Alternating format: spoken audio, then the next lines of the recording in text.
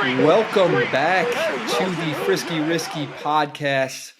We are well on our way to the NFL regular season and even into the preseason now, which means football every weekend from here until the imaginable future, which is awesome. Willie P, Tyler Z, welcome back. Will, how are you doing, sir? Doing good, man. We're well on our way, as you said. Next weekend, college football will be starting here soon, and after that, we got football for a very, very long time, which is a beautiful thing. We finally come out of the doldrums almost of summer and only baseball, so it's been a beautiful thing. So yeah, I'm fired up and ready to go. Yeah, we got lucky this year because we had the Olympics, so that I felt like held us over a little bit. We got some basketball still with that, and obviously the sports we get to see every 4 years in the Summer Olympics. But we love football, so this is a great time of year for us. And the best part is that we get to win some people some money. If they follow us, we get to give them some bets. Right now we're looking at some future bets, and we're going to do a little switcheroo on the old podcast today. Normally we do the bets at the end, but we just want to give them to the people right off at the start here. So, Will, I'm going to hand you the floor here, man. And obviously you are the betting guru, and the reason for that is you do all the research, you know what's going on, and you're way more decisive than me. So I can just provide colorful commentary. I try and be decisive. It's tough. I was looking at instead of doing some future bets. I guess they're future, but it's for week 1 of the regular season. I was kind of not pulling my hair out looking at all these futures for what we've been doing the past 2 episodes, but I was like, might as well change it up a little bit, get people fired up for week 1, and especially after seeing this first weekend of preseason, kind of seeing what teams are looking like. Obviously, a lot of that is 4th, 5th string guys, not a lot of starters playing. But then again, we did see like Josh Allen played a significant amount of drives. CJ Stroud played a drive or two, so even the coaches, you can tell, are getting ready. The coaches put those guys in there a little bit. Yeah, they're getting their guys in. And of course, we saw a lot of rookies as well, which we'll get to later. But starting off, I mean, I'm going to say it now. I don't know what the odds are because they won't show them to me. I don't know why FanDuel hasn't have an odd for this or any of the sports books. But the first bet I'm taking for sure, I'll put the house on it, is Derrick Henry anytime touchdown.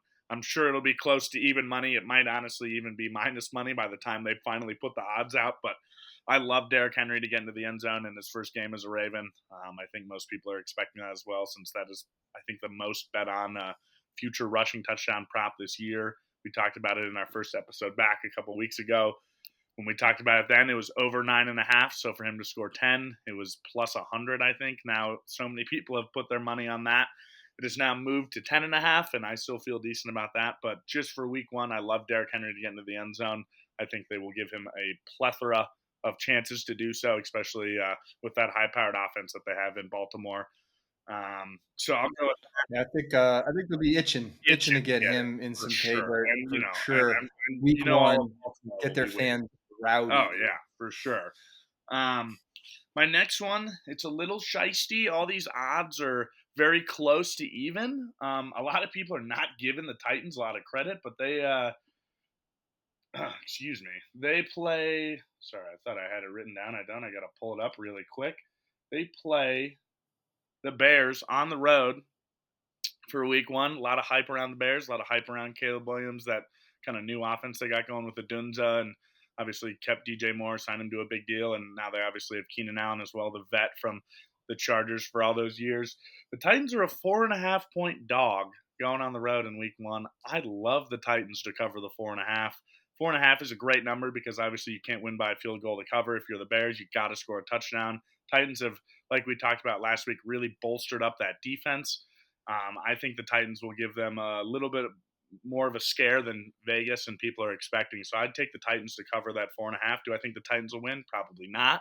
But I do think they'll keep it a little closer, especially with a young Caleb Williams, even though he did look pretty electric in his first preseason game. And I kept thinking about you and all the slander we've been giving him, and I was like, oh no. we might fight that take in the butt, but I'll keep riding it with you. I believe in you. I believe in your pick and your take, and I'm right there behind you. So we'll see what you do. So you're taking rookie Caleb Williams over Will Levis, second year, and the Titans. You're taking the Bears to win it. I know you're taking the Titans to cover, but you're taking the Bears to win that game, man. Yeah. I mean, and the beautiful thing about taking the dog to cover is if it's kind of a win-win there, in terms of they can cover the spread and lose by four or less, and we still make money, or they win outright Oh, and we still make money. Where the Bears, you take them on the spread, they got to cover the four, and I don't feel that good about that. So I'll take the bolstered up, beefed up Titans new defense against a rookie quarterback. And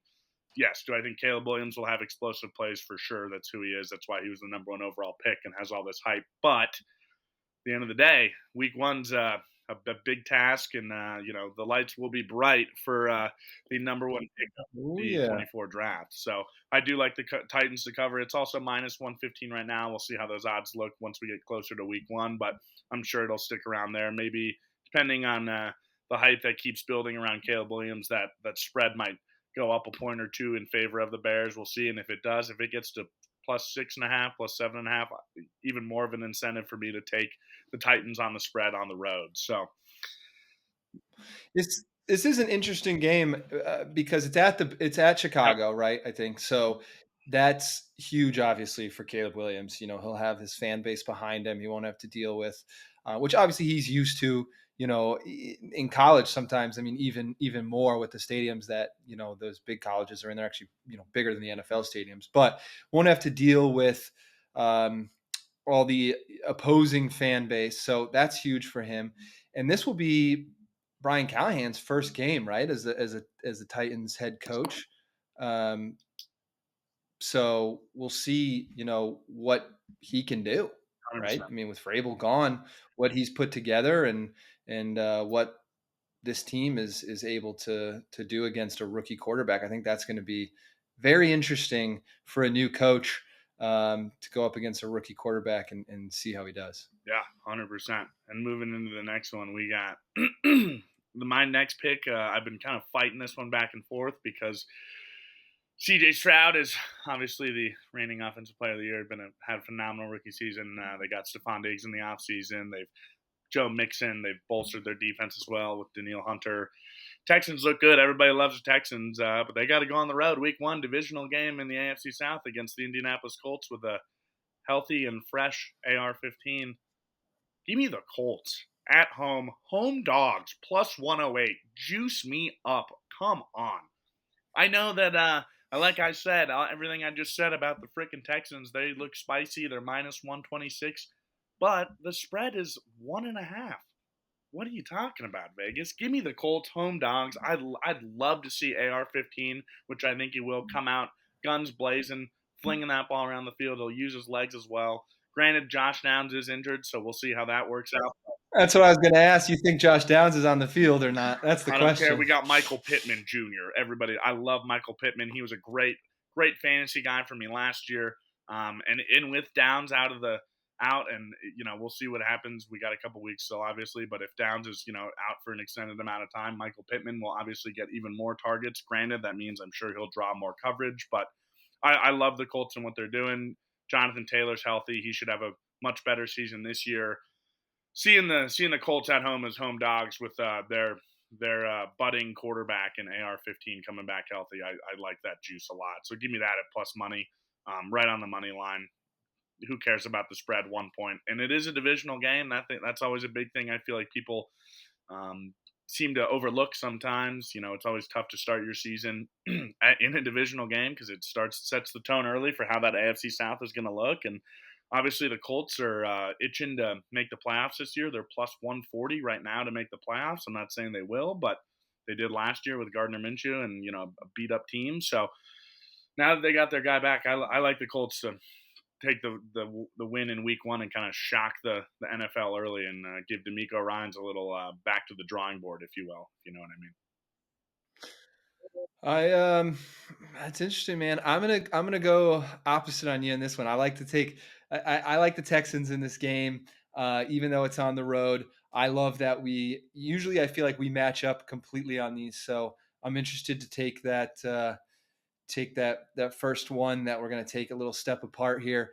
I love CJ Stroud and how he's played. I think they have the weapons on offense now that are just, I mean, fire Mhm. on that offense. And they have a very good defense too. So yeah, I'm gonna take the Texans. But hey, dude, I hope that you can come on here after week one and just be like, should have listened to me, man. I hope Should have so listened to too, me. and if not, we'll definitely. I think all season we should. Whenever we differ on a pick, I think we should keep a little record and see where we end up at the end of the season. I think that could be a fun little game to play for sure. And Oh yeah, we could place our own little wager on it yeah, if you'd like. sure, sure. Next one, we got the Jets on the spread +5.5. They play. I think it's Monday night. Yeah, they play Monday night in San Francisco.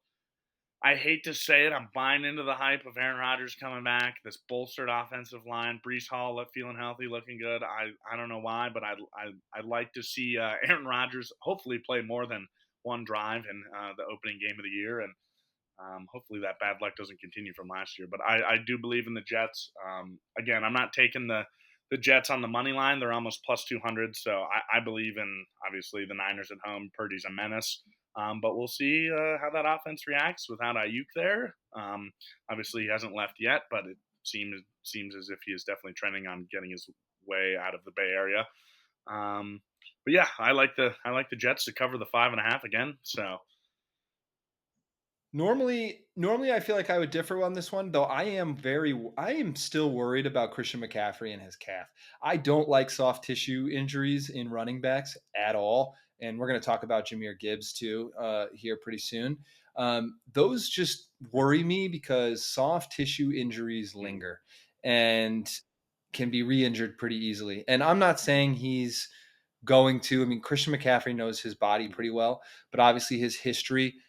Granted, he was at the Panthers and they used him like a rented mule, but his history has shown some re-injury after injury. So I'm going to stay with you on this one because I think that the Jets have all the positives right now, and the 49ers are dealing with a lot of crap that they have to kind of get set and figured out before week one and maybe even into a couple games into the regular season. So I'm going to stay with you on this one. I like it. What you got up next? last one I got is Lions on the spread. They're playing the Rams at home. It's 3.5. I love that. I think the Lions are hungry. I love, as you saw last week, I love Amon-Ra St. Brown. I think he will have a big game. I think Dan Campbell will have his boys ready to go. Home opener. Detroit's going to show out. That stadium will be packed. The Rams obviously have Matthew Stafford back. They're hopefully not going to be missing Puka Nakua for a fantasy reason, and is where that hopefully is coming from. I'm not a Rams fan, so I don't really care if the Rams win or lose, but I do when I pick the Lions on the spread. I just think I have a feeling in my gut that the Lions are just going to come ready to play. They're trying to prove something again, and that them going to the NFC Championship last year was not a one time thing. I think they're one of the best teams in the NFL, and I think 4 points is a fool's errand for Vegas. Obviously, Vegas is Vegas for a reason, but -3.5 is too juicy for me to not take. I think that Lions defense is solid, and I think especially if Puka Nakua is not there week one, Cooper Kupp will have a tough time dealing with that secondary. Who's going to get a lot of double teams, a lot of matchup problems, and I feel good about Jared Goff and how that offense has been going, even without Jahmyr Gibbs. We'll see what that does. Obviously, since he's such a multifaceted back. Obviously, they don't like to use David Montgomery in the passing game as much, nearly at all. I think, but if they get down the red zone, they got plenty of weapons. And when they do need to hand it off to David Montgomery, he is a bit of a bowling ball of a back, especially from 10 yards and in. So I think the Lions will come out hungry, and we'll see. But I think the Lions will come out and not put a whooping on the Rams, but I think they can easily win by a touchdown for sure.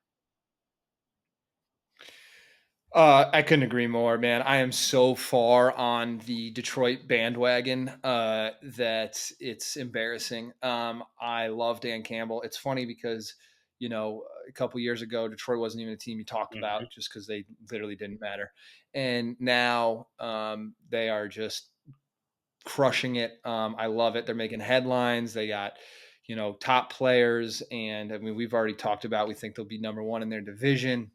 So, sign me up for that. I think, like you said, even without Jahmyr Gibbs, I mean, when you look at Montgomery, I mean, what he had over 1,000 yards last season. I mean, that guy's a beast. I mean, so will they miss Gibbs if for maybe a couple games in the beginning here? Sure, but I don't think it's going to stop them from rolling, to be honest. So yeah, I love the Lions, dude. I'm with you on that one for sure. And my last kind of pick, I haven't really decided. It's kind of been like a floater pick of mine because it's been a weird lines for me. Quite I risky. don't know what I don't know what Vegas is doing here, and I've been racking my brain about it for 2 weeks. I did put Cowboys money line in the newsletter 2 weeks ago, so if you don't subscribe to that, you wouldn't have known that. So you should probably do that as soon as you can because it's worth it, and you'll get a lot more picks that we don't talk about on here. So, but looking at it right now, Cowboys are plus 100 dogs on the road in Cleveland week one. Cleveland is a 2-point favorite.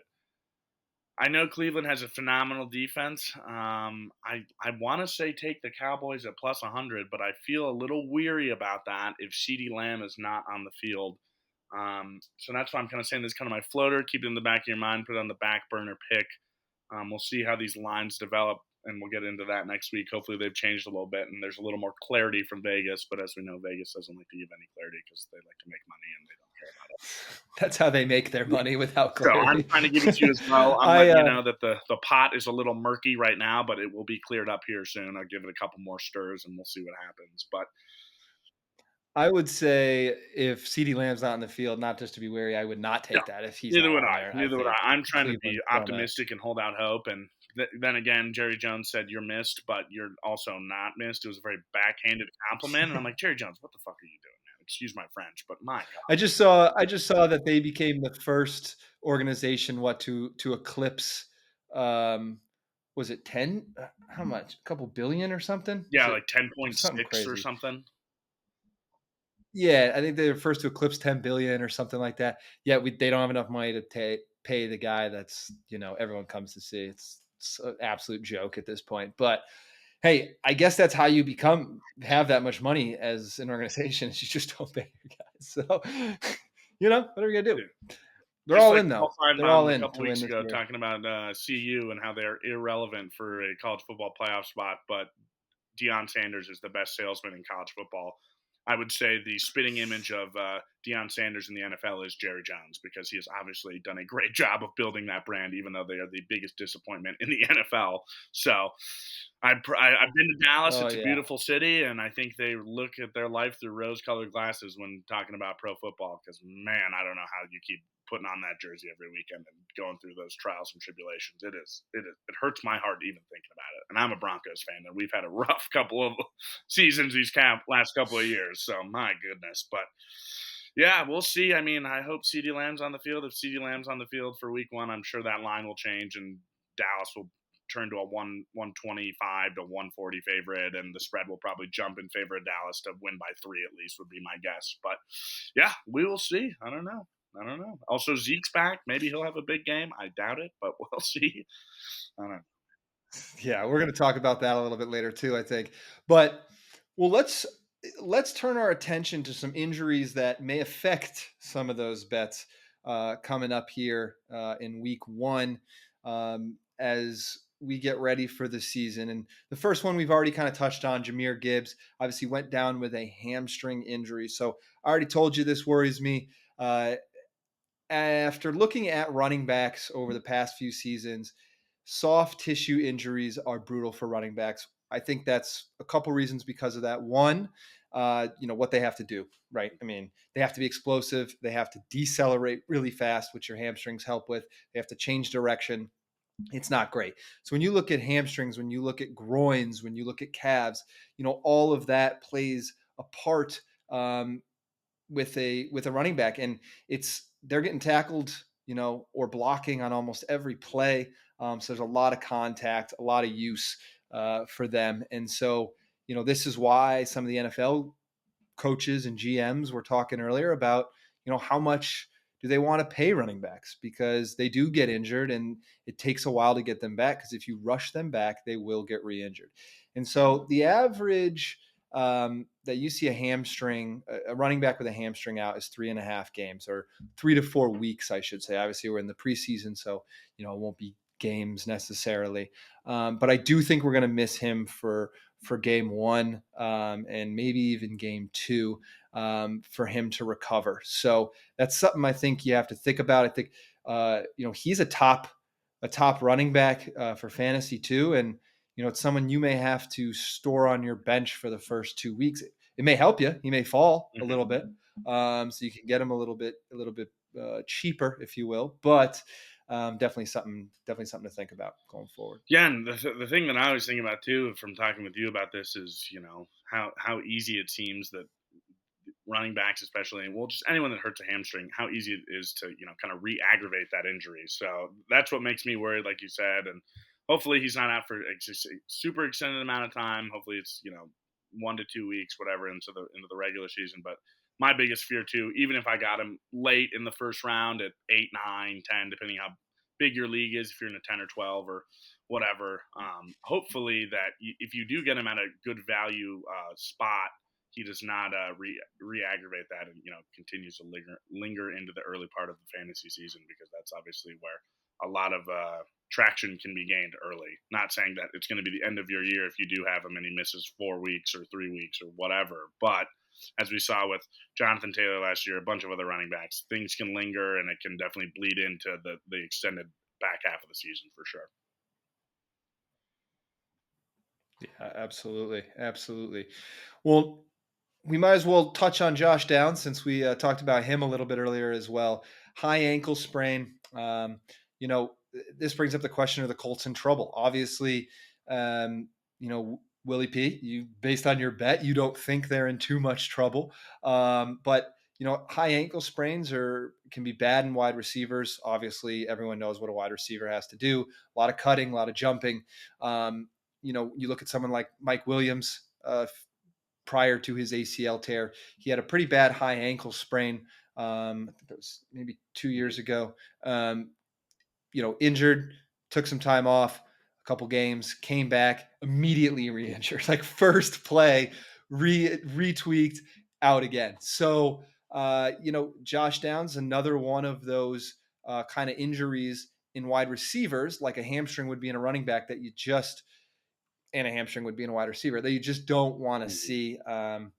You know, different severities. So these are hard because some of them aren't that bad, some of them way worse, and you don't really know the severity.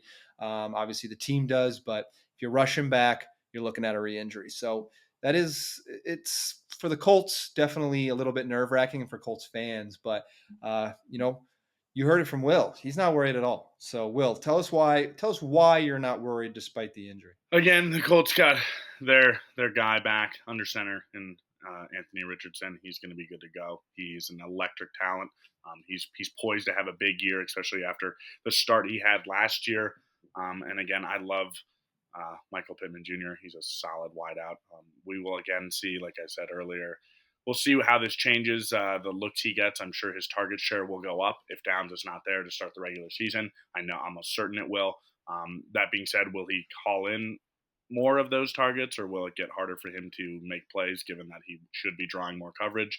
And the biggest thing for me too is I love Jonathan Taylor. I think Jonathan Taylor's poised to have another big year. He's going to be healthy, and he's just such an explosive back that they don't love to use out of the backfield to receive. But I'm sure if Josh Downs is not there, they will wrinkle their game plan and use him maybe on some slip screens and stuff like that to really extend their passing game to a full effect. So I think obviously the Colts would like to have their wide receiver too, but I don't think it's going to be the end of the world for them, and I think they'll be able to adjust for sure. Yeah, yeah. I mean, I'm sure the coaches, the nice thing is it's happened early, right? So they can scheme around it. It's not, you had them all season and then week 13 or 14 when you're starting to make that playoff run. If you need to, then you lose them. So, he'll be back and hopefully prime and ready to go. So, Kansas City, though, also having some wide receiver trouble. Marquise Brown, Hollywood Brown, as they say, SC joint dislocation. Um, I was going to come out here and tell you most of the time this takes about 4 or 5 weeks. They came out right before we logged on here to do this podcast and said 4 to 6 weeks. So There you there we go. This is something that Tyreek Hill dealt with, if you go. remember, a few years ago. He had that sideline hit, had what they call posterior SC joint dislocation, which means it was pushed back. Those are worrisome, which is why they brought him to the hospital. You make sure that it's not blocking airway, things like that. But he is looking like he'll be back in 4 to 6 weeks. So Kansas City going to be without him for sure, first game or two. But it's not anything that Patrick Mahomes isn't used to. I mean, you look at his wide receiving core last year, he'll be Yeah. fine. He's still got Travis Kelce. I don't see any issue for him, but it's definitely, a hit to the team who thought they were finally going to have a guy that, early that they could rely on. Especially after how Xavier Worthy has looked in preseason. He looks a little shaky, to say the least. His hands are not looking as good as they were in Texas, and that is not a good sign. But also, he is a rookie. I'm sure he's catching up to the speed of the game. I'll give him the benefit of the doubt. The Jamar Chase, though, it wasn't the lines on the ball or Yeah, something like yeah. that when he I'm first sure he started, has and then his he came out and just reasoning, and crushed it. and also, I mean, man, coming into the defending back-to-back Super Bowl champions roster after running the fastest 40 in the NFL in the combine. I mean, he's got a lot of pressure on him as well. He's got to perform. I'm sure he will. There's a reason why they took him when they did, and it is a bummer though to see Hollywood Brown. I was kind of hoping I could maybe get him in the later round pick as a flex guy. So hopefully he comes back strong after his absence.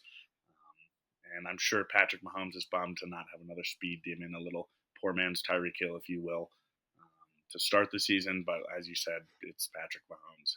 He's still got old Kelsey back there, and he'll be just fine. Still put all your bets on him. I can't. For sure. I'm curious to see. Speaking of bets, I haven't really looked at Kelsey much this year. I'm thinking logically he should be regressing a little bit, but as we know, Kelsey just loves to prove everyone wrong in a sense. And I'm curious to see how many multi-touchdown games he has this year and under 50 receiving yards because he loves to do that. So we'll see. But I think I've been hearing Travis Kelce's regressing for the last like 2, 3 years from every media outlet that I can think of, and every year he comes back and just puts on I a think it show, makes and him better. it angers me, but also I love it because it's like, dude, I mean, he's just got it. He's I just don't know. him, dude. And What are you I gonna do? know. I just don't.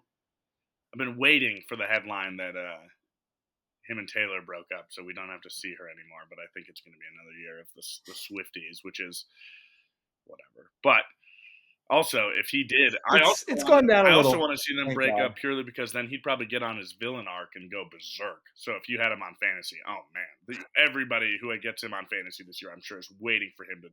Pours it into Oh, fantasy. dude, It just pours it onto oh, the dude, field I and would just not want to be a goes middle nuts. linebacker trying to cover him in coverage and do an open field tackle. He'd take your freaking head off. But who knows? We'll see. We'll see what happens. Hopefully, if he does get engaged to her, whatever, he doesn't get softer. But either way, yeah, like you said, that dude just he. We've been waiting for him to regress. It was like Tom Brady his last couple of seasons. Everybody was waiting for him to regress, and he just said, "Nope, sorry, I'm still here, still doing what I do." So Still crushing it. Well, another wide receiver, Rondell Moore for Atlanta, out for the season. They're calling it a knee. They haven't really given specifics that I've seen, but my guess is it was probably a knee dislocation, kind of multi ligament deal for him to be out for the season like that. Um, with the air cast that they put on him. Um, they did sign Jakeem Grant. If you remember Jakeem Grant, I think he's been out for 2 seasons, so 3 seasons ago. He was fantastic at the time, but he had a ruptured Achilles in 2022 and then a patellar tendon tear in 2023. So, they bring back someone that is kind of a spitting image of Rondell Moore from a height, weight, style of play a little bit, but he's got some baggage with him. So if he can stay healthy, then I think they won't have a problem. They obviously still have Kyle Pitts, they still have Drake London, they still have Bijan Robinson in the backfield. So their offense isn't hurting by any means, but still to lose Rondell Moore, I think sucks for them. But it sounds like they have someone in place if he can stay healthy. So. yeah, it's a bummer to see. I really enjoyed Rondell Moore at Arizona. I thought he was a great little sneaky wide receiver. Had some great fantasy games, and it's just a bummer to see it. it's always a bummer to see a player get out for the season and early in preseason, not even get a chance to sniff the regular season field. But that's the world we live in, and like you said, they should be just fine. Especially now that they should have competent quarterback play with Kirk Cousins, and even if they don't and they go to their pick in Michael Penix, he did look pretty good in their preseason bout. So I mean, I'm sure Penix hopefully will not see the field this year in terms of if you're a Falcons fan, given how much they paid Kirk Cousins this offseason. So hopefully Kirk Cousins can you know, bring some intensity to that offense because they've been lacking it. And who knows, maybe this is finally the year of Kyle Pitts. I'm not going to be the guy to fall for the bait. I'll never do it again. I did it 3 years ago. I'll never do it again. But I would much rather say, dang it, I wish I did it this year than do it again and fall for the trap and just have him suck. But I don't think he will. I think he will have a much bigger role in the offense, especially now with a decent quarterback throwing him the ball for sure. Dude, is there anyone who hasn't fallen? I fell Everybody for has. that 2 years in a row. It's brutal, and you know what's gonna happen is I'm not gonna take him, and then I'm gonna get absolutely torched by him in the 100%. game I play, whoever 100%. has him. That's what's gonna happen. I'm gonna just get just destroyed, and There's no in it's gonna between. be There's brutal. no in It's gonna between. be Either you get him and he sucks, or you don't get him and you play him, and in like a and it's going to be like a big week where you need to win, and he drops a 40 piece, and you're just like, where did this come You're gonna know it when I get on this podcast, and I'm just so angry. from? I'm just absolutely just depressed, angry, and you're gonna be like Kyle Pitts, and I'm just don't even talk to me. Yeah. No, It's gonna be whatever brutal. we have on the docket to start the show, if that happens, that'll just be the first thing we talk about probably for 20 minutes. It's just a Kyle Pitts air Uh, out rant of just like, what the hell, man? But mm, hopefully, I'd love to see him do gonna well. be They said he was terrible. going to be a generational tight end, and God forbid they actually use him in that role. So hopefully, we see now. Hopefully, he'll get something going. Yeah, I mean, it makes me nervous because they it wasn't like he wasn't getting targets sometimes. He just wasn't coming up with receptions sometimes. And so that's what made me nervous. I don't think they used him as well as they could have and maybe didn't scheme to get him open as well as they could 100%. have, but he was still getting targets and so that's where I'm kind of that gray area, that fuzzy zone that makes me a little bit nervous about taking him, even with a new coach, Yeah. right? And so we'll see. But the last one on the docket, man, is JJ McCarthy. So obviously, big news today. JJ McCarthy going under for knee surgery, meniscus. You're, you know, the Vikings. Everyone expected him to kind of come in and play a little bit this season at some point, and now my question is will he? Right? I mean, at the end of the day, will he play? Even if he comes out of the surgery and he's say okay, is it going to be worth it to play him if they're not doing Mhm. well? And if Darnold is doing well, do you put him in replace Darnold if he's playing well? So, what are your thoughts on that, Will? Yeah, bummer to see. I'll be honest with you. I was surprised with how well he did in the limited time he had in their Week 1 preseason game this past weekend. He looked well. He had multiple throws over 10 plus yards that were well thrown balls, and just a bummer to see a young guy again go down. And but yeah, I mean, if Sam Darnold is playing well and he's able to come back middle of the season, second half of the season, I don't. From a front office standpoint, I don't know why you would even entertain the thought of changing anything up. The classic colloquial phrase of "if it's not broken, don't fix it." Granted, hopefully, the Vikings do have this dilemma where they kind of have to think about it and don't have to think about it. And Darnold is playing well, but God forbid, Darnold, reverts back to his old days at the Jets and the Panthers and just turns into a backup quarterback again. Then the Vikings will be in a tough spot, and um, I'm this the biggest question that I thought of when I saw this headline come across my computer this morning was, what does this mean for Justin Jefferson? Obviously, many people still have him as a tier one wide receiver, top five. I mean, we've seen what he's done in the past. He has the contract to prove it as well. But I have been, and you were as well last week, a little weary of taking him in the top five, given of who was slinging him the rock this year. So I hope Sam Darnold has a solid year as their starter, and they don't have to bring in their rookie quarterback who's coming off obviously a now meniscus repair. But I would be shocked if the Vikings did change anything up if he was playing well. But we'll see what happens. I mean, Sam Darnold a couple years ago when he was the starter for the Panthers, they started 5-0. They looked great. Everybody was talking about the Panthers, and then they just fell off a cliff. So um, yeah, Yeah. I it's hard, man. Because I think if he's not playing well and they've given McCarthy enough time to recover, rehab, then I think they'll play him. It just makes sense. Get him some reps so that the next year going into it, he feels comfortable. But if Darnold is playing well, then I don't think you can, I don't think you put him in. He becomes a backup. He learns underneath him. That's fine for his development. I like JJ McCarthy. I know a lot of people were kind of hating on him. I was For where they took him in the in the draft. I think he's a stable QB. I think he's reliable. I think he's shown that. I think he can make good throws.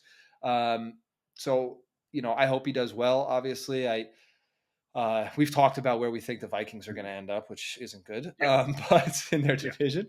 But yeah, it'll be interesting to see now if he's got if he just needs a what they call a meniscectomy or a trim and a shave back of that meniscus. It's really 8 weeks that he'll be ready to go. Probably closer to that 6 to 8 to actually kind of get everything, the full body ready to go. If it is more of a repair, meaning they need to go in and actually repair the meniscus, then you're looking at months. So that will, they're going to probably have to go in, really see what they're working with. Usually they have an idea, but until you get in there, you, you see what you have, you see where the tear is. So on the meniscus, there's what they call three zones, and if it's in a zone that has good blood flow, then a lot of times they'll repair it and let it heal. But if it doesn't, they just trim it back, right? So we'll see what they do with him, and that will depend on how long he's out. But the other thing, like we said, that depends on how long he's out is how well the Vikings are doing. totally, So it'll be an interesting storyline to watch for sure this 100%. year. I feel like I think too. so. I might just be pulling this out of thin air, and it might be completely wrong. But I feel like I remember hearing rumblings last year before the national championship that he had some knee soreness, and I'm just wondering. I got to do some more research into that, but I'm wondering if that was kind of a lingering thing that has now bled into this, which is a bummer to hear. But I might be wrong with that. But I'm almost certain that there was, and it was probably just to get a storyline before the national championship. But I remember him having some sort of issues with one of his knees, and everybody was like, "Oh, how's this going to affect the game?" And obviously, he did what he did his whole career at Michigan and just hand the ball off to Blake Corum. So you don't need a super strong knee to If just turn around and hand the ball off. But obviously, it's still a bummer to see. if he if he did and he did have a meniscus tear, then I mean it should have come up around Sure. combine time. They do MRIs on every player in multiples, um, and they should have done those. And now that doesn't mean that he didn't. They may have, and he may have seen it and said, "How do you feel?" And he's like, "I feel Yeah. okay." And they say, "Okay," because I mean, you take an MRI on my knee, I probably have a meniscus tear. You know what I Mhm. mean? Some people, you just have them, especially if you've been playing college football at that level and high school football before that. So it's possible. It's definitely possible that he did, and they still took him, knowing that they had a guy, Mhm. right? That if they fix it up, if it started to become something, they would just have him do surgery and then bring him back and be ready to go. Sure. So I could see that, even if Yeah. he did. But that folds us right into our next segment, which is all about the rookie QB roundup. We got to see a lot of rookies, like you said, Will, this past weekend in these preseason games. Teams are starting to put their guys out there, really show what they have, give them at least a drive, two or three, to prove themselves. And I will say it, there were some, but most of the rookies didn't No. disappoint at the end of the day. They all did pretty decent. Drake May, to obviously as a Pats fan, a little bit upsetting. Was probably the worst out of all of them, but I don't think he got as much No. time and as much, um, to be seen and do as he could have to really show what he has. But still, I wish he had done a little bit more. But I think the big ones were JJ McCarthy and Bo Let's Nix. go. I was so pissed when we took him. I told you, I was like, please, dear Lord, because I heard, we all the rumblings come out weeks before the draft, and the rumor mill gets churning, and I was like, God forbid we take Bo Nix. I can't do it, and I will be the first to say I was wrong. Granted, it was preseason. We'll see what happens if he ends up being the starter or what he looks like when he's playing the big dogs in the regular season. But I will be the first to say it. I was wrong, and I was very impressed. He looked very poised. He made some excellent throws. Led a touchdown drive. Well, first two drives. Well, I would hope so. He's been playing football for I 20 years know. already in I college. know. I know. It's tough. It's tough when all these young guns get all this hype, and then the old man Withers comes out and shows them how to play ball. Oh, I God. mean, We're gonna have to hear about Bo Nix all first two season now. drives, you led a field goal drive to end the first half. Second drive, first drive of the second half goes down. A little touchdown pass to my boy Marvin Mims, who he looks good as well. So obviously we don't have Judy anymore, which is totally okay with me because we paid him too much money and was an absolute bum. But yes, Bo Nix looked solid. Don't do my Bama boy like that. Hey, Don't do calm me down like there. that. When we take you number 4, and we could have had Justin Jefferson, my Atlanta. God dang it. But anyway, no, yeah, Bo Nix looked good. 15 for 21, touchdown. Had 3 rushes for 12 yards, which I thought was a little shisty as well. I knew he could use his legs, but didn't really expect him to as much. Um, but yeah, Bo Nix looked good. JJ McCarthy honestly looked pretty good as well. Like you said, 11 for 17, 188 yards, 2 tuds. He did throw a pick, but for a guy that was questioned about his throwing and his ability to move the ball downfield, about that whole storyline that I said multiple weeks ago about why I didn't want to take him or why I didn't want the Broncos to take him was because of his lack of a throwing attempts in college. He shut me up again as well. So it's good to see. And obviously now that's a bummer, but he did look very good as well. And I know that you were bummed out with Drake May, given that he was a top 3 pick for you guys. But Joe Milton, dude, he might be running away with that job, dude. I mean, man, he looks pretty good. And that Uh, dude's got a cannon. he looks good. He looks good, but I don't know if you saw Mayo's press conference afterwards. He was like, basically shut everyone down and was like, "Yes, we love his athleticism, and that's always very welcoming and great to see.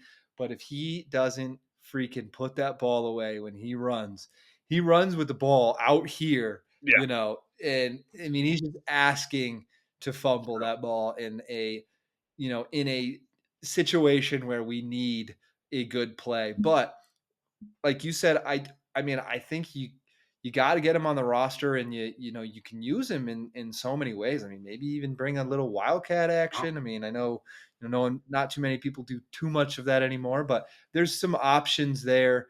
Even using him,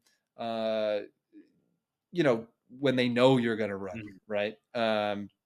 But or a short third and short, where he kind of has the option to throw it or take it himself and juke one guy out and get the first down. So I I like what he did on the field. I will say I like what he did on the field. Yeah.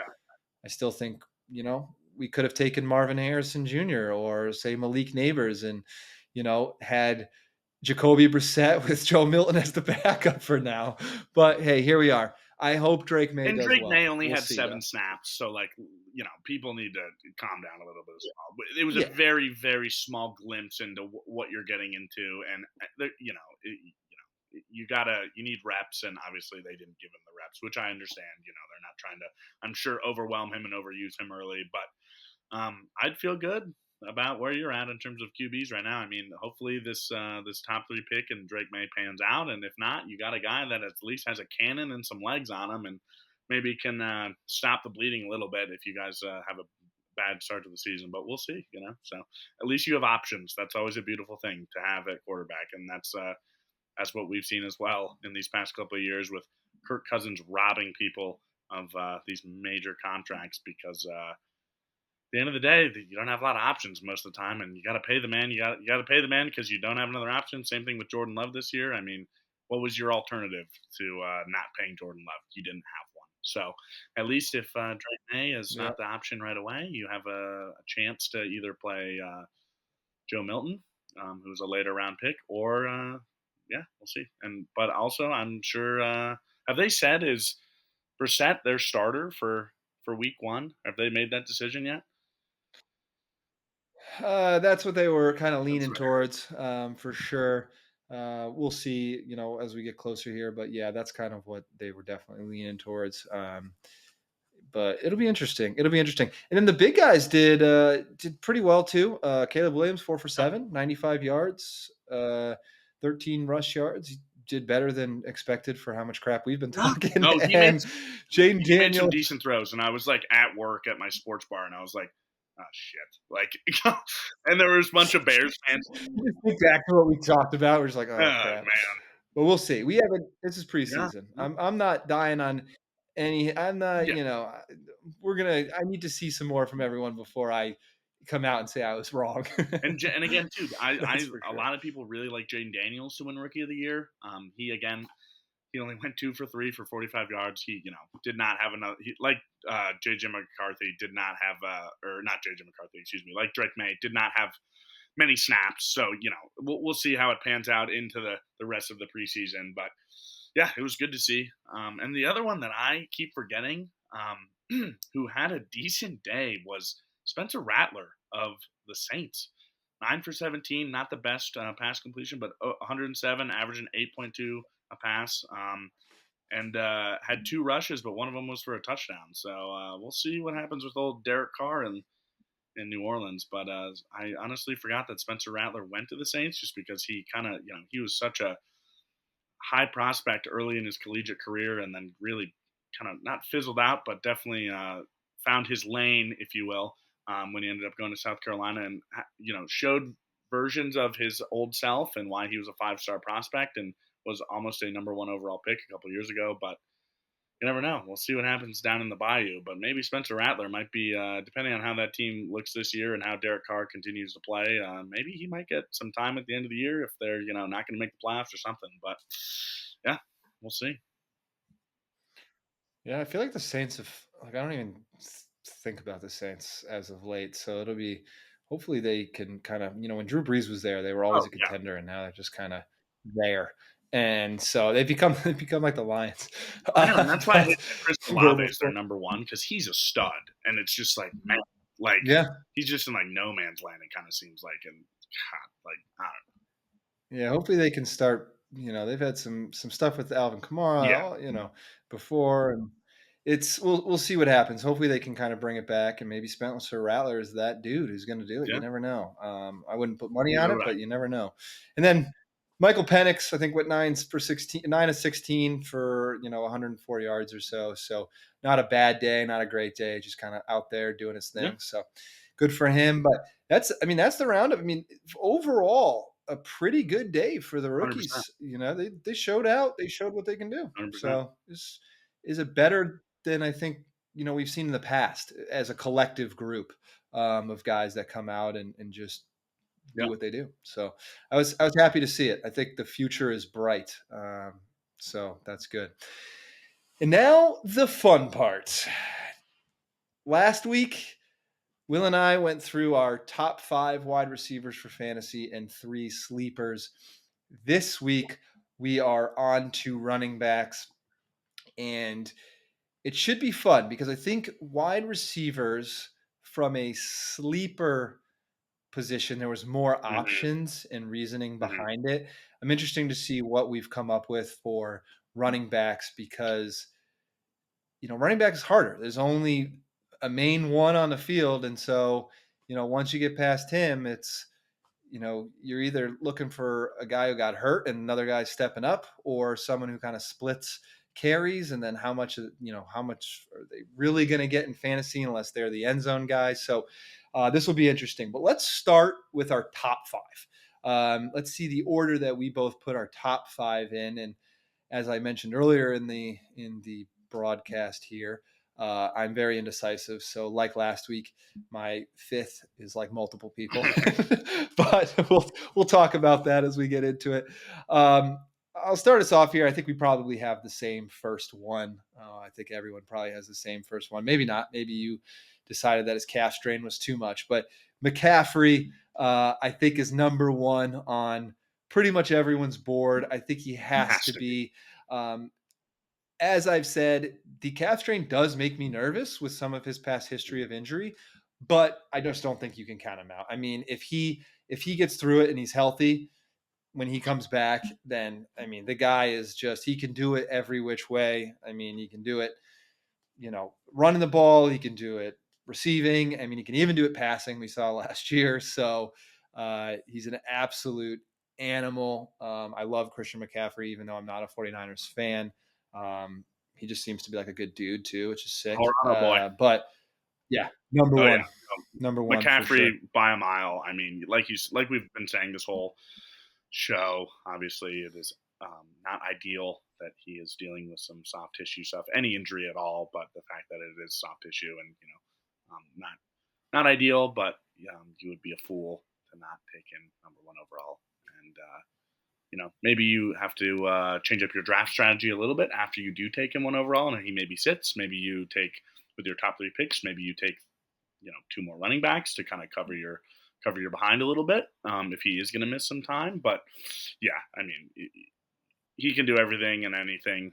I mean, given that halfway through the season last year, his anytime touchdown score line was like minus 200 is absurd. And then Vegas Unbelievable. would say, "Oh, 2+ touchdowns is plus 150," and everybody was just salivating because he'd do it every freaking game. And it was like, "What are you guys doing?"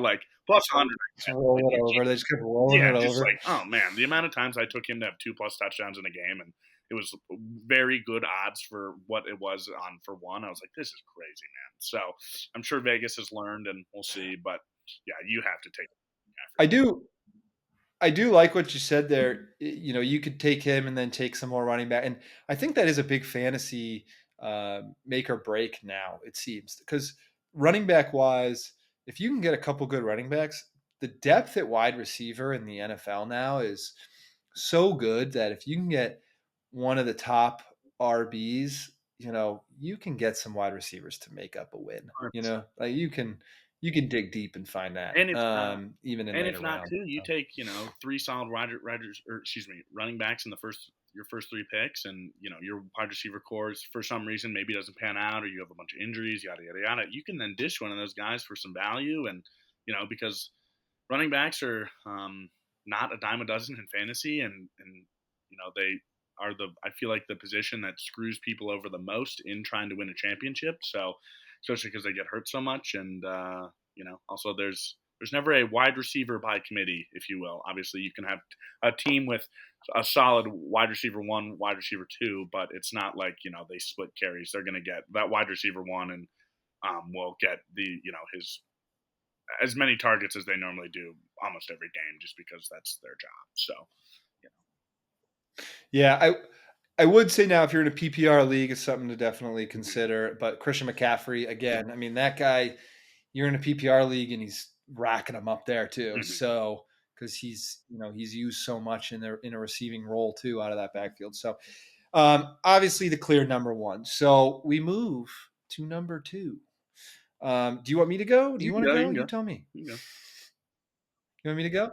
So I have agreed with a lot of people, and I know you're not going to love this, but I don't think. But I did actually take Brees Hall at number two, and I'm going to tell you why. Yeah. Oh Did yeah. you? Oh yeah. Oh, okay. Because I know we've talked about this in some past ones, whether he should be, whether it's just hype, based on how he did last year. I put him number two for a couple reasons. One, we talked about last week, obviously Aaron Rodgers has Mike Williams, who should be a great end zone Hmm. target in the red zone. And then he's got, Garrett Wilson, who obviously is going to be, fantastic, most likely. But Brees Hall runs that off. I Hmm. mean, that dude just threw it down Hmm. last year coming Hmm. back from an ACL. And that is unheard of. Actually, the real reason I took him at number two is because in the data, running backs generally do better their second year back from an ACL tear than they did pre No way. injury. And they usually suck their first year back. And the fact that he was so good his first year back makes me think, or gives me that, like, how good could he be his second year back now that he's really um, back? And it's not crazy better sometimes than their pre-injury history, their pre-injury levels, but they do usually, if they come back, a lot of times an ACL will just take a running back out. Like they just won't be a running back in the NFL anymore. It's like they just can't figure out how to come back from it, whether it's mental, whether it's physical. But if they stay, their second year is usually better than definitely their first year, and a lot of times better than their pre-injury level. And so I am pumped to see what Brees Hall can do, and that's why I think he's top two, top three for sure. But I put him number two in my list. I'm right there with you. He's an absolute horse. He's also an Iowa State alum, so I watched him his whole collegiate career with Brock Purdy, and he was an absolute stud. And like you said, it's in the data, so I don't know what else you need to hear besides that. I mean, the fact that he a year after his terrible ACL injury almost ran for 1,000 yards, was 4 yards short of 1,000 with that Jets O line is saying something. And now that he is back fully healthy and ready to go, I mean, man, let's just see what this guy can do. And Robert Sala's, whether you believe it or not, he's on the hot seat. And if they do not have a good year this year, I wouldn't be surprised if he's gone at the end of the season. And he knows what he has in that backfield, and if he doesn't use him, that's his own grave he's digging. You know what I mean? So, and if and when Brees Hall gets going, all it's going to do is help that Jets offense, especially with a older Aaron Rodgers who is coming obviously off that Achilles injury. So, if they can establish the run early and often, he will eat for fantasy teams, and it'll only just help the Jets continue to hopefully get to the hype level that they have been given. So. I love Brees Hall. Well, and with Rodgers back, I mean, that's, you bring up another great point. I mean, he did that all with no Rodgers. I mean, with a lot less of a passing threat with that Zach offense Wilson. than they have this. Yeah, dude, this year everyone has to watch out for that pass game, which is just going to Oh open up man, holes. I mean, or should. it should. Like he should Oh, go off. But yeah, I mean, that's one. he should be a Yeah, beast. I'm excited. I'm So excited to see him. I've seen a lot of people be like, "Why is this guy number two?" Like the public is somewhat outraged about how high all of these analysts are putting him, and it's like, well, if you look at the data and use your frontal lobe a little bit and have some critical thinking skills, it makes sense. So hopefully he can stay healthy and prove us all right, because I don't see any way he can. I mean, that dude's just an absolute yeah, no, for sure. Well, who do you have three? man. I have Bijan. I like. I do Okay. too. I do I too. did see a clip right before we got on of the Falcons OC saying that Tyler Algier is going to have a good role in that offense this year, and that makes me a little I'm not worried worried about. about Bijan. I'm not worried about that at all. Okay, and that's also, I was just like, of course, I think it was just me being a little superstitious and being like, oh, of course, right when we do this week of our top five running backs, and I take Bijan at 3. I see that clip. It's like the algorithm was listening to me, or Meta, or whatever. But yeah, I mean, Bijan is poised to just get going. The Falcons have said that they are going to use him as much as they can.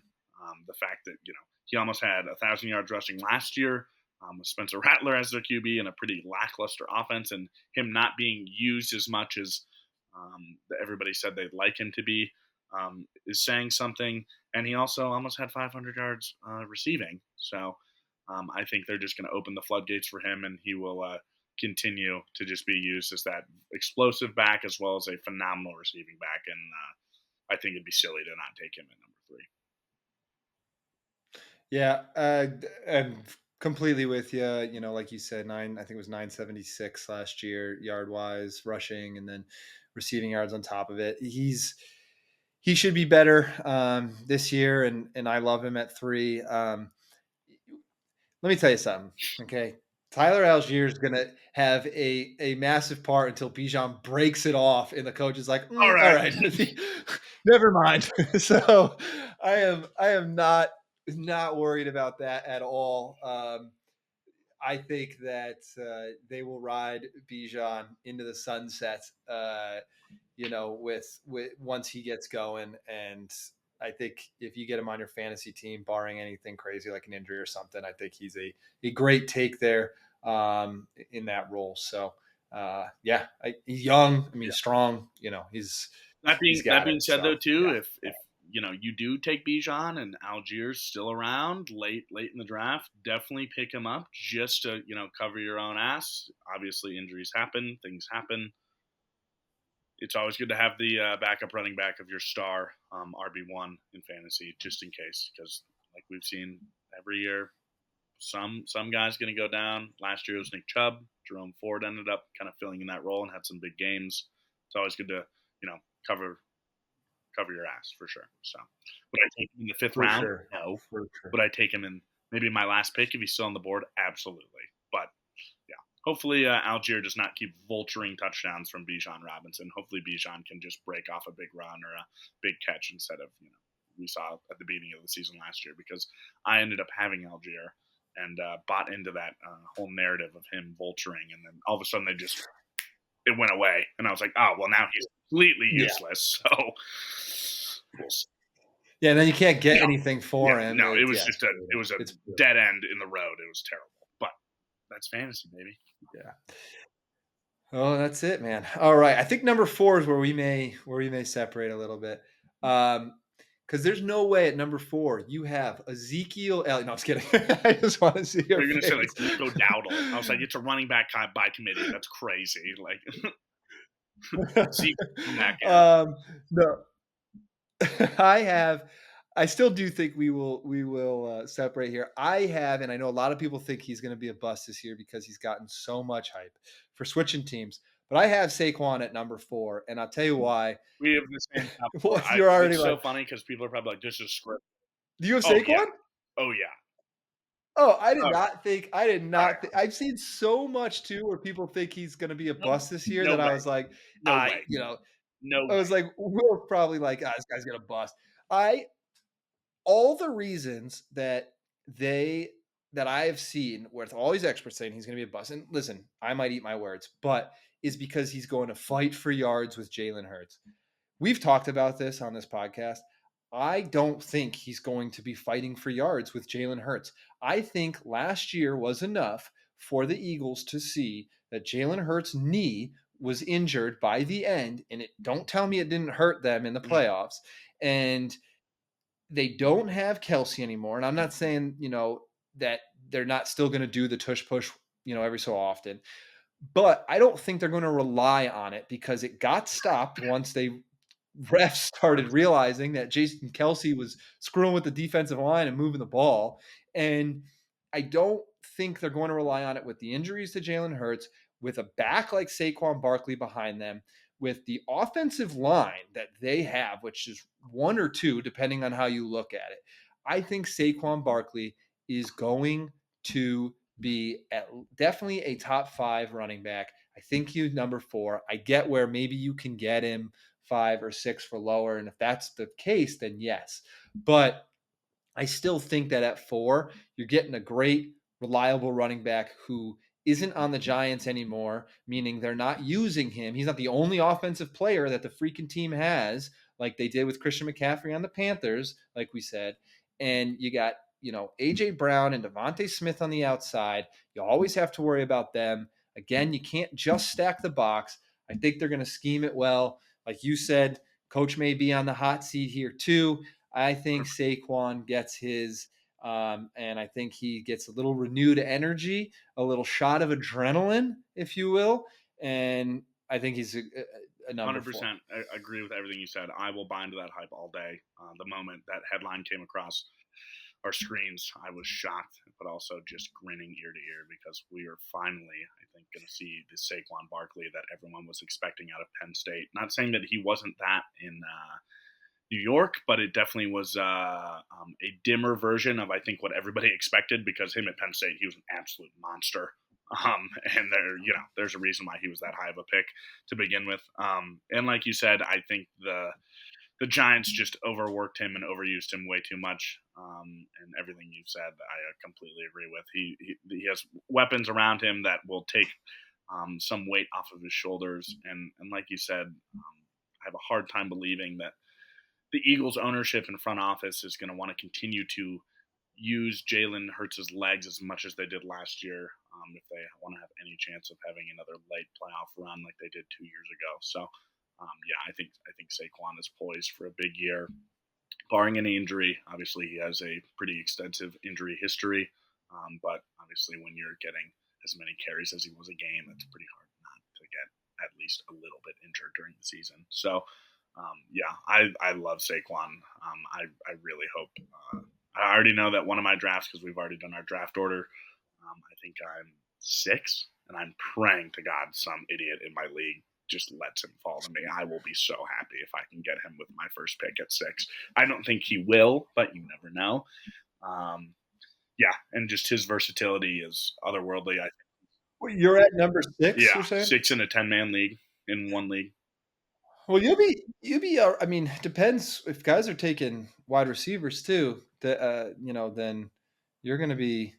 He's definitely going to be there. You might even have Bijan We'll or see, man. Brees. I It's mean, it's tough depend. because this league is a traditional scoring format, but Oh yeah, no, yeah, he won't we be beefed up, there. but it's weird. It's like the weirdest league you've ever seen. 8 out of the 10 teams make the playoffs. It's so silly. But and like our commissioner is like, who's the most important player on the field? The quarterback. So like the quarterback scoring is outrageous. And I've for years, can Oh we god. please get at least half PPR? And everybody's like, no, we can't change tradition. I'm like, we've had scores that are 74 to 68. Can we figure it out? But anyway, that's besides the point. But yeah, I I hope Saquon can follow me there. I love him. I love him at 4. And moving into my 5th pick, I had a hard time with this, but didn't. Uh, I like Jonathan Taylor at 5. I really feel like he is going to be poised to we have have a big year. Um, we have the exact same God list. damn it. Well, who's the other dude that you were debating about?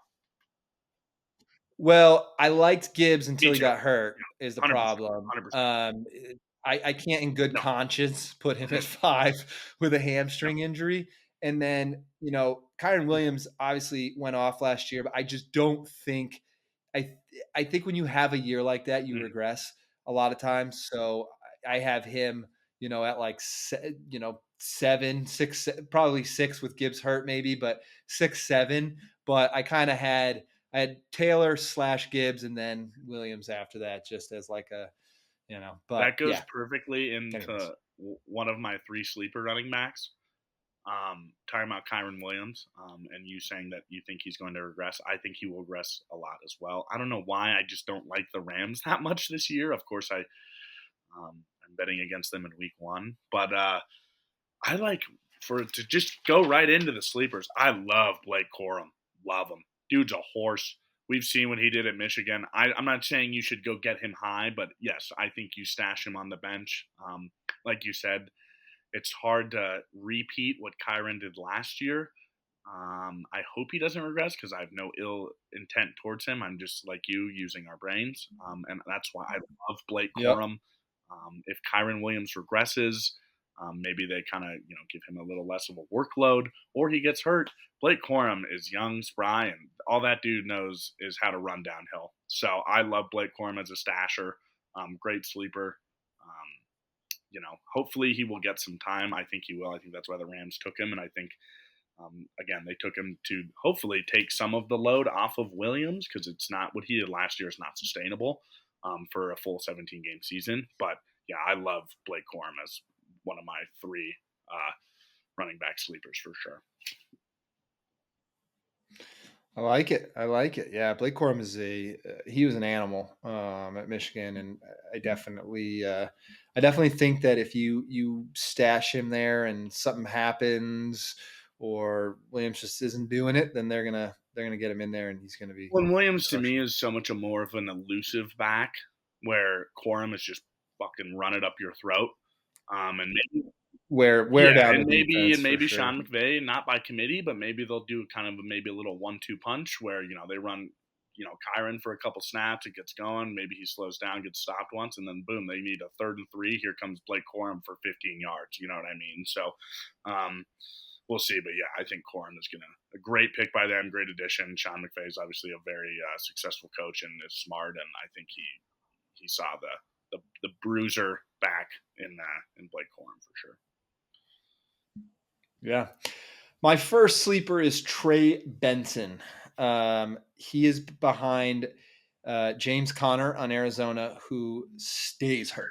So I have had Conner on multiple fantasy teams, and I get so excited because he'll have a game or two where he just Mm-hmm. goes off, and then every single year he gets hurt and he misses. I think 2023 hurt week 5, missed 4 games. 2022 hurt, then missed 3, or hurt in week 3, missed 4 games Mm-hmm. again. 2021 hurt in week 3, missed 2 games. So every single year he's been hurt. He's 29, I think. So he's not a young blood anymore. He is, he's got the wear and tear on him, and so I think Trey Benson will get his shot at some point, um, even if Connor miraculously, by some gift of God, stays healthy for a year. I still think with the wear and tear he's taken over the seasons, he's probably going to have some swelling or soreness or bruising in a game, and Trey Benson's going to be able to get in there and help a team out. And I think you can get him pretty low in your fantasy draft. I don't think people will have a lot of vision on him, so you can probably get him pretty low. And I think he'll be a good pickup for where you can get him at his I ADP. like that a lot, and that goes right into my second. Khalil Herbert for the Bears. A lot of people are fading DeAndre Swift this year. He obviously was pretty good for the Eagles. I had him last year. He had some games where he showed me why I took him, and then there were a lot of games where he just did not do what I was expecting, and was definitely a bit of a letdown, for to say the least. Khalil Herbert finished top 12 in fantasy running backs in 3 games last season when having 20 or more touches. That's a good sign. I like that. That was a great trend to That is a know. good I like sign. that a lot. Again, sleep Nice trend. on the bench. DeAndre Swift obviously has missed time last year as well a little bit. He no ill intent towards DeAndre Swift by any means. I just don't feel like he's the best back to have in that offense with a young quarterback. That I feel like is definitely going to be more pass heavy than run heavy. But that being said, I like Herbert and what he can bring to the table. We saw what he could do last year. He definitely had some pretty solid games besides Deontay Foreman. So, we'll see. We'll see. But yeah, I like Khalil Herbert to stash him, and I wouldn't be surprised if he ends up taking over a majority of that workload by the end of the season if the Bears are kind of struggling and Swift can't seem to get something going. I like it. I like it. My second sleeper is Tyjae Sure. Spears for the Titans. Sure. Huh? I love Spears. He's a sneaky Sure. little guy. He's sneaky. He is. In Tennessee got Mhm. Pollard, which obviously he'll be their number one. But I think because of that, you'll have the same thing that you have with Benson, where Spears is going to drop pretty low. So I don't think you have to keep too tight of an eye on him. You can get him at a lower round, and he can bring you, some good ROI, if Mhm. you will, for where you get him. And then if Pollard gets an injury like he has in the past, um, or has something come up, then you have a solid running back that you can place in that flex position, and you can even do that with I think with Pollard Mhm. in. So I think he's going to get his carries. I think he's going to get his yards. I don't think with Pollard starting, he's going to be some amazing running back off the start. But I think as we get later into the season, when running back starts to really get banged up, I think we'll see more of him. And I think if you have him stashed on your bench and you got him at a lower round, or I guess a higher round, depending on Yeah. how you look at it. You know what I mean? Then you'll be happy with taking him. So I think he's a good Yeah, sleeper. and I'm so sick of Tony Pollard.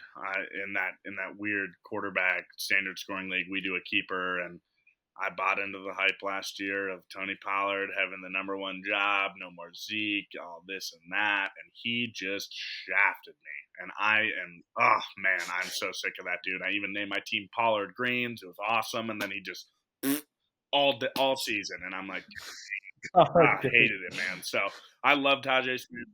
You were all in. You even named the team I after him. thought he would.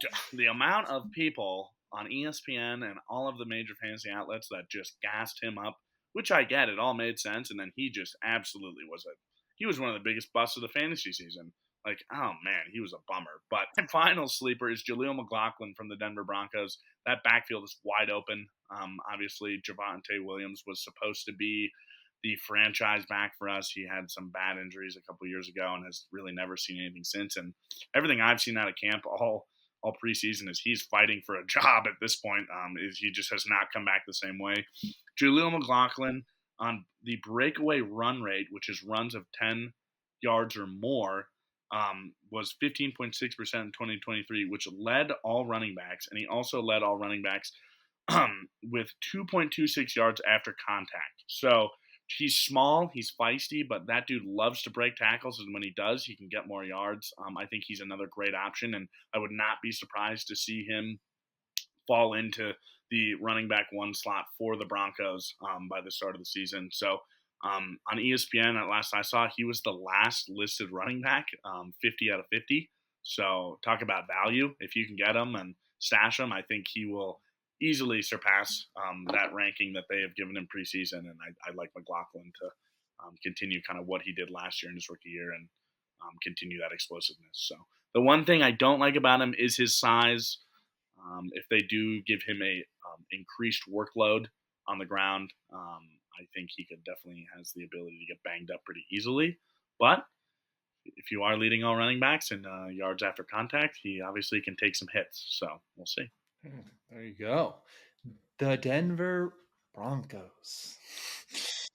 Get it while you Oh can. Get man, it low, sell it high. My get it low, sell it high. Just like their win total, it's still 5.5. It's calling to me like the Green Goblin mask in Spider Man saying, "Take the over," and I will, and then we'll lose, and then we'll win 2 games a there year. you And I'll be like, go. God, They had they ugh. got everyone got all excited. Bo Nix, everyone's gonna take Denver. He's gonna Oh, I know. shit Oh, I know. shit It's going to down be his leg, dude. It's outrageous. just gonna be hilarious. Just watch at the beginning of the season. The over for Oh, 5.5 is going to be like minus money because everyone in Denver is going to buy into the hype, and then I'll get the under at plus, and that's when we'll send that out. Just a one newsletter for everyone that subscribes, and it'll just be one line say take the under yeah. plus money. Everybody will cash out. Yeah, as soon as Bo Nix doesn't have a receiver he can rely on to just dump the ball off to and run for 60 yards, their freaking season's over. Um, my Yeah, my last sleeper is Jonathan Brooks, and this is an interesting one because obviously he's out of Texas, rookie, had an ACL, and I am not one to uh, go after injury prone players as an injury guy. I don't like seeing running backs after ACL, and maybe this is the Brees Hall effect, and I'm getting sucked in to how well Brees Hall did his first year back. But I think Carolina, at Carolina, I think he has a good chance at getting a decent amount of carries. Hubbard is there. He's obviously their number one back, but I think that Jonathan Brooks could come up and take some of that, some of those carries from him. I think if he does well, then they'll start to use him even more. So this one is a little bit, when we talk frisky risky, this one's definitely a little bit more risky, but I think you can get him a lot lower because of that injury and get that injury mhm. discount on him, if you will. So yeah, Jonathan Brooks is my third. I do have kind of a fourth to get your ideas on, Willie P. You Let's actually hear it. mentioned him earlier, Rico Dowdle, and here is my question to you: is I had him as a sleeper, and the reason being is, obviously Zeke is back in Dallas. Um, Zeke has, over the past few years, I felt like gets not hurt or injured as much, but sore, and they can't use him as much as they want to. Last season, granted, we all know who he was with, so we don't have to mention it, because we didn't play well. But his highest rush game was 80 yards, dude. So it's not like Zeke was going off by any means. Now, Dallas, they have arguably a top 10 offensive line. Um, Mhm. but he's been in the league for 8 years now. I mean, at some point, he's 29 as well. I think, like James Conner, you start to regress. He's been his trend. I know you're a trend guy. His trend has been going down over the last 3 years. Mhm. And so someone like Dowdle comes in, um, and maybe has a chance to take some of those carries, take some of that load off of Zeke, and be a sleeper for a team. I don't know. What are your thoughts? I like Dowdle a lot. He was kind of my fourth floater as well. Yeah, he's young, powerful runner at South Carolina. I think, like you said, the regression is obviously apparent with Zeke. It would be hard for it not to be, especially how Dallas used him in his early part of his career, and obviously how he was at Ohio State as well. He's an ultimate bruiser back and was a stud. And like you said, he's 29, like James Conner, and wear and tear is a real thing. And everything I've seen is Dallas is going to kind of use that backfield as a running back by committee. So I would not be surprised to see Rico Dowdle get the majority of the carries halfway through the season once Zeke kind of starts to slow down. Granted, I wouldn't be surprised to see Zeke vulture some touchdowns in the red zone if they're on the two, Yeah. and they just give a nice power eye and hand it up the middle because that's what he's good at. But in terms of overall production and the share of carries, I think Rico Dowdle will definitely, it'll be a Tony Pollard Zeke situation 2 years ago, where at the end of the season Tony Pollard was their go-to guy, and I think Rico Dowdle will do the same thing for sure. Yeah. So there you have it. There's a lot of sleepers to keep your eyes on. So when you're in your draft, write these guys down. That Yeah, who is your target. That's it. That's the show for today. A lot of information in a decently short amount of time. We ran over a little bit. Didn't help that I yeah, whatever. left for 2 minutes. But Yeah, whatever. yeah, but we will see you back here for another episode next week to go over some more fantasy information, bets, and news and storylines. You know where to get it, right here on the Frisky Risky podcast with your boys, Willie P, Tyler Z. See you then. Thank you for watching.